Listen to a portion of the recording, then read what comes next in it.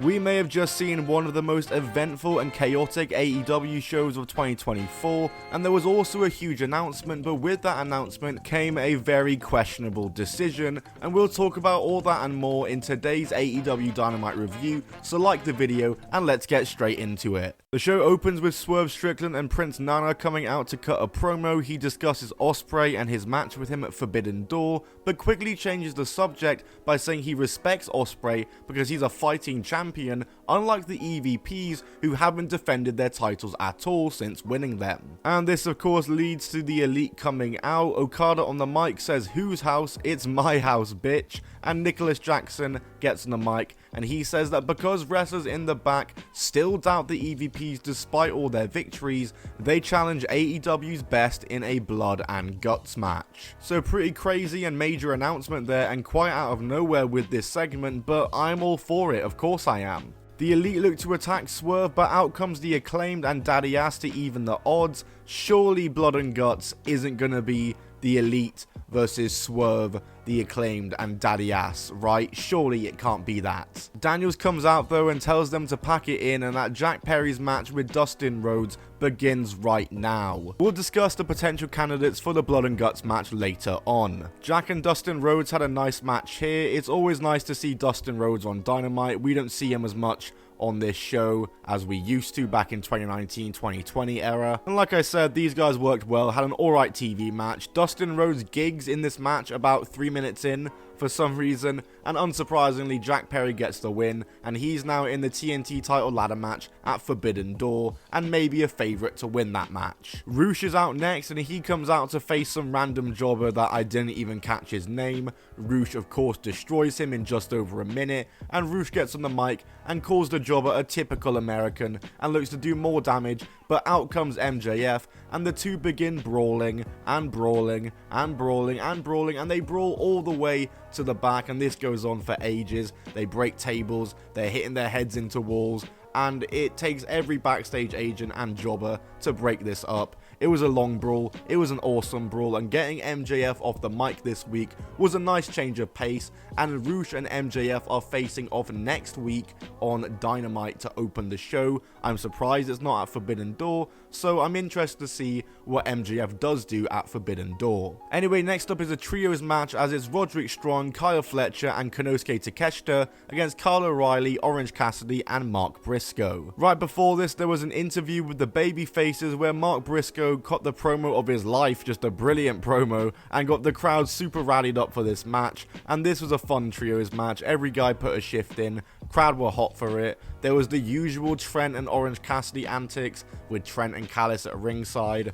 Yawn. I'm getting a bit bored of this every week. Can we blow off this feud already between Trent and Orange? And the heels get the win after Takeshita and Fletcher double teamed Mark Briscoe, and Fletcher pinned him after a pile driver off a Takeshita knee strike. Trent comes straight in after the match and starts beating up Cassidy, and Willow Nightingale's music hits, but she doesn't come out until eventually she's dragged out by Chris Statlander, who's beating her up herself. Stokely mocks her on the mic, telling her to wake up, and the heels leave standing tall. Anyway, next up we've got Samoa Joe and Hook with Katsuyori Shibata versus the Premier Athletes. This is following up from their interaction on last week's show, which I predicted this match would happen, and they also had an interaction on Collision where Samoa Joe and Hook documented themselves going into their locker room and absolutely destroying them. Joe and Hook squashed these two guys, and Hook is clearly learning from Samoa Joe, doing the whole nonchalant walk away from the guy diving at you gimmick that Joe also does. I'm liking what I'm seeing from this seemingly new trio right here.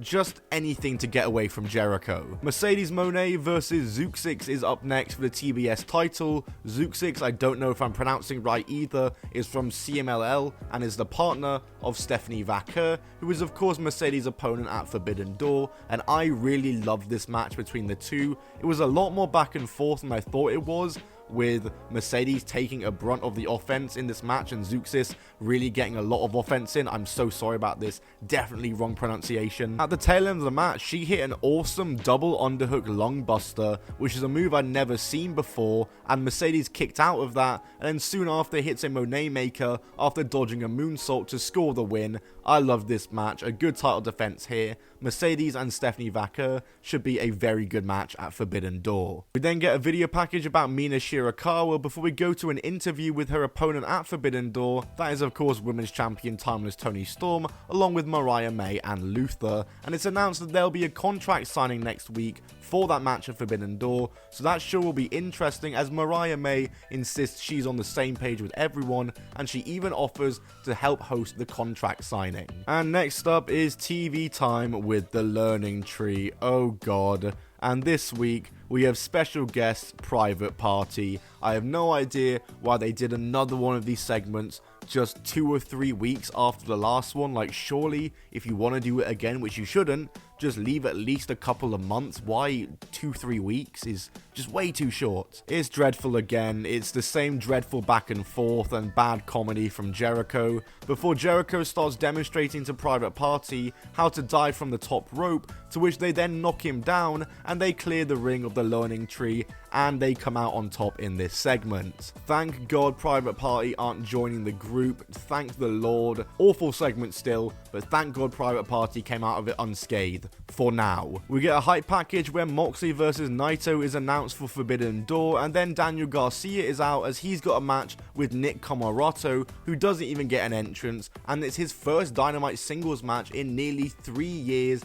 as he is absolutely squashed by Garcia in just over a minute, and the shortest match of the night, which makes for 3 squash matches on tonight's show, which I'll give my thoughts on at the end. Backstage we see Pac, and he announces himself for the Owen Hart tournament. We also had Shingo Takagi announcing himself for the tournament early in the show, so this bracket really is starting to shake up and shape up for the men's tournament. Anyway, main event time, as it's Rey Fenix versus Will Ospreay for the international title. Remember when Rey Fenix won this belt by accident and had like a 2-week reign? Swerve Strickland is watching this match from the front row, and this match is exactly what you'd expect it to be. The match started off super fast as both guys are flying at each other in and out of the ring, and they get "This is awesome" chants just 2 minutes in before immediately slowing things down after that hot start. This match goes the longest of the night, 15 minutes plus, and going through the overrun on TV. After that hot start, they slowed down for a decent bit of time, but they built the pace of the match back up for a hot finish, and that's what we got when Ospreay goes for the hidden blade,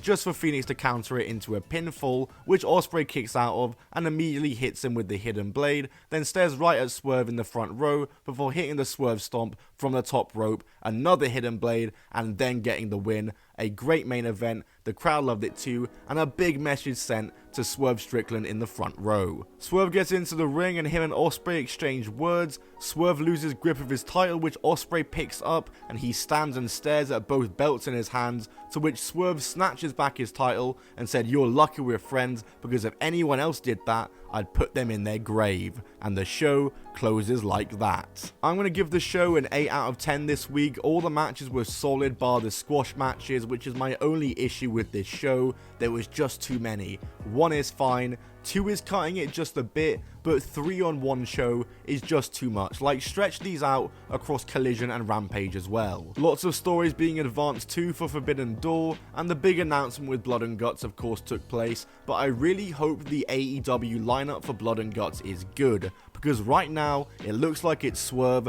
The Acclaimed, and Daddy Ass, and I don't mind too bad if the Acclaimed were included, because they're homegrown AEW guys, so it makes sense, but surely Daddy Ass can't be making it into this match. But to be fair, Jake Hager has been in a Blood and Guts match before, so anything is possible. I'm thinking that MJF is going to be one of the other people in Team AEW though. I reckon him, Swerve, and 2 others, maybe the Acclaimed, will be Team AEW. Time will tell, but other than that, I can't really think of anyone the EVPs haven't already faced before that would make sense for Team AEW. Just don't make it Swerve, the Acclaimed, and Daddy Ass. That is the worst lineup for a Blood and Guts team ever, potentially. Guys, that's it from me. Like the video if you enjoyed it, and subscribe to see these AEW reviews weekly. I'll see you all in the next one. Goodbye, and keep on rolling.